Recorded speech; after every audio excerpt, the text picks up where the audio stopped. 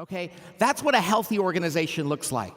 When I show that slide to most CEOs, even the most cynical ones will look at that and they'll say, oh my gosh, that healthy stuff drives me crazy. It keeps me up at night. Morale, confusion, politics.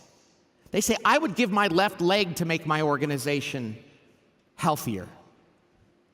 But then they look at it a little longer and they say, that's probably not very easy to measure, is it? No, it's not.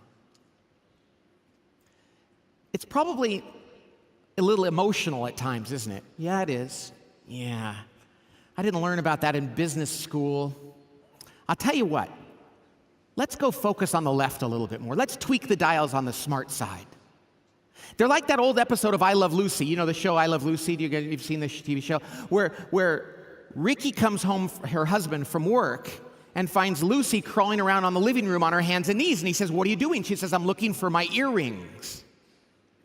And he says, you lost your earrings out here in the living room? And she says, no, I lost them in the bedroom, but the light out here is much better.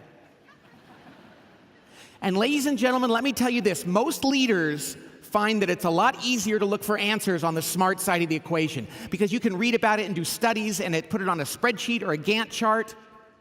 But here's the thing. I am utterly convinced, completely convinced, that the area for the greatest competitive advantage and transformation is found on the right side of that slide, in being healthy. You know why? Because almost every organization in the world today is pretty darn smart.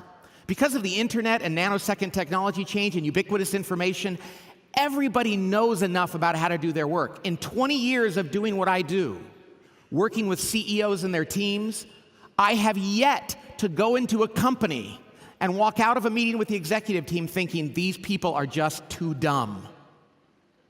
You see, everybody is pretty smart these days. However, the average company is still not very healthy. They are plagued by politics and confusion.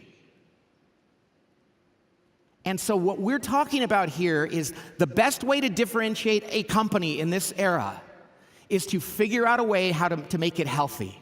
That is the biggest competitive advantage, and the best companies in the world will be the ones that figure that out.